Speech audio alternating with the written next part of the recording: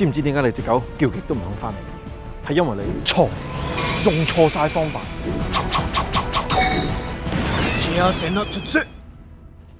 最重要嘅係你冇 subscribe。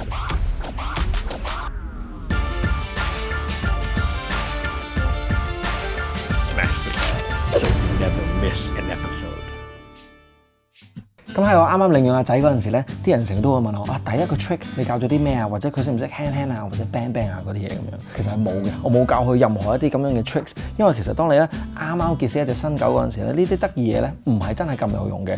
咁我咧就寧願教佢一啲可能喺日常生活咧比較實用少少嘅一啲 command。當我教咗佢呢個 recall 之後咧，佢自己嘅判斷能力咧同埋控制能力咧都好咗好多。就算有啲咩特別事情發生嘅話咧，我都可以即刻叫佢翻嚟我身邊。咁所以我帶佢出街都安心好多。浪子回頭金不換，放狗最緊要係收放自如。狗狗喺面對任何情況同誘惑，都識得翻嚟你身邊，先係最重要。如果對面馬路有啲嘢佢見到，佢好想衝過去，而又今晚有車經過，狗狗又冇學到一聲 come， 悲劇就係往往咁樣發生。阿崩叫狗，越叫越走。好多主人總係喺一啲唔好嘅情況底下先至用呢啲指令，例如喺公園嗰度叫佢翻屋企先至講 come。久而久之 come 喺佢哋嘅眼中就係要走，冇得玩，甚至唔開心。一旦呢個指令同負面行為畫上等號，佢就更加唔會聽你講。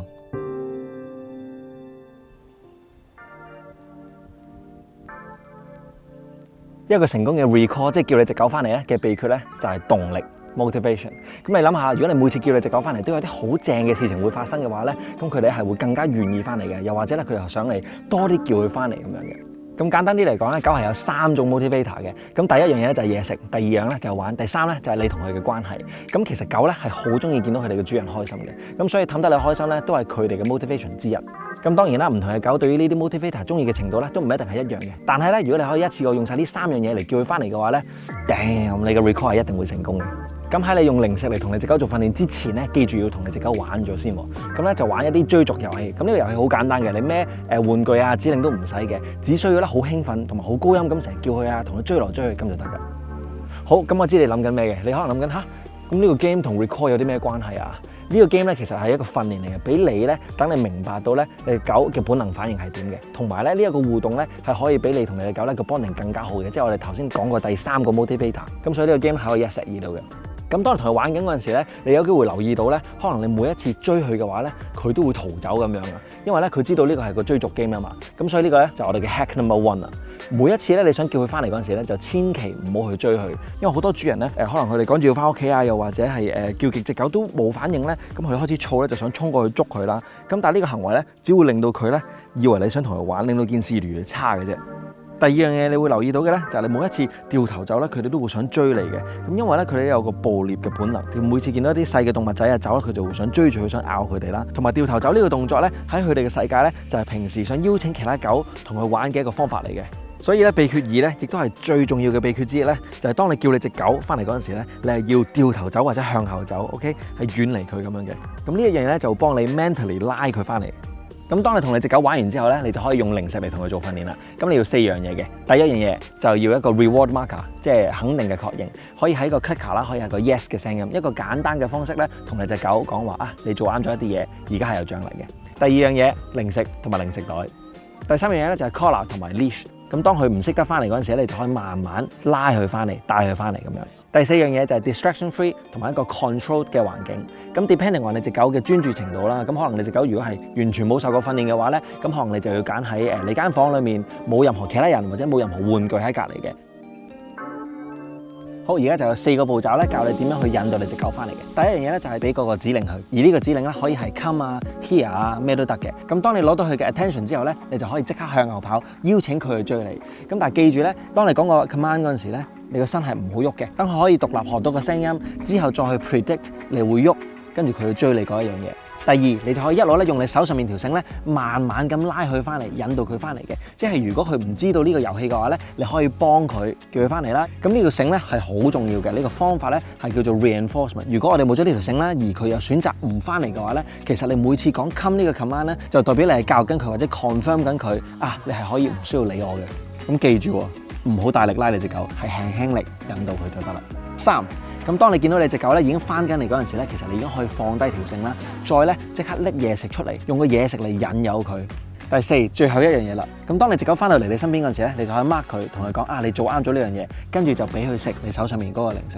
咁記住啦，要跟翻頭先嘅先後次序咧嚟同佢做訓練。咁當你同佢做咗好多訓練之後咧，佢每一次都會翻嚟啦。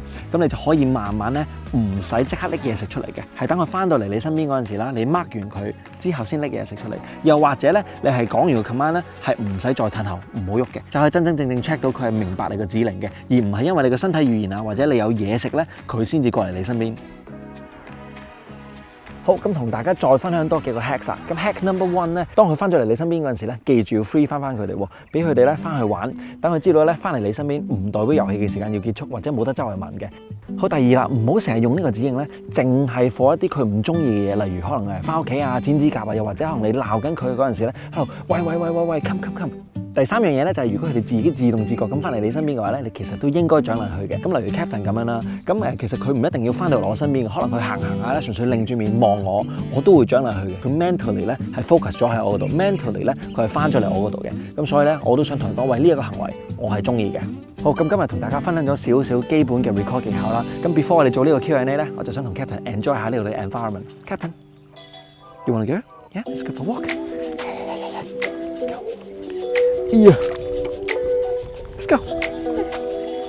呢邊啊，好啦，呢邊啦，呢邊就呢邊。This way。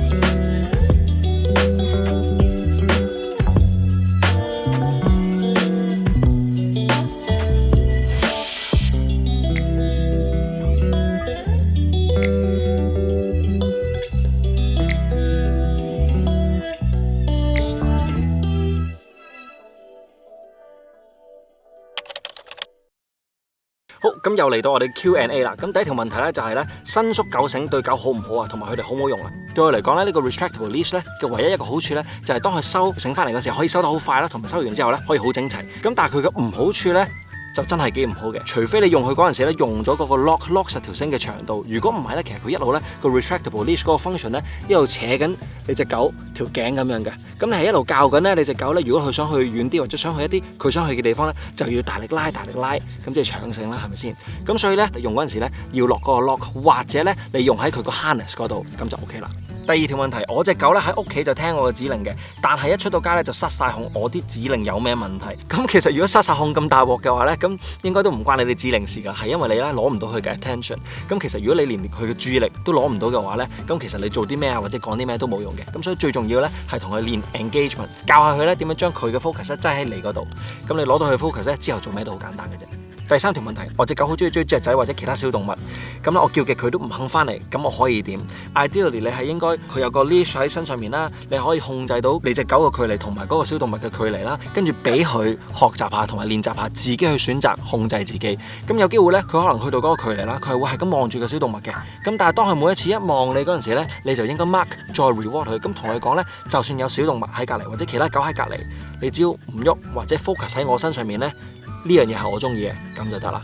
咁今日嘅 Q&A 就係差唔多啦。如果你有任何問題咧想問我嘅話咧，記得咧可以喺下面嘅 comment section 咧留言俾我，就 #askcaptain 或者咧直接 DM 或者 WhatsApp 我都得嘅。OK，咁咪記住啦 ，train yourself then train your dog。Captain。翻屋企啦好嘛？嚇唔望我啊！翻屋企 ，let's go。走。佢嗰度係咪歌機啊？唔係張凳嚟。咁大隻嘅。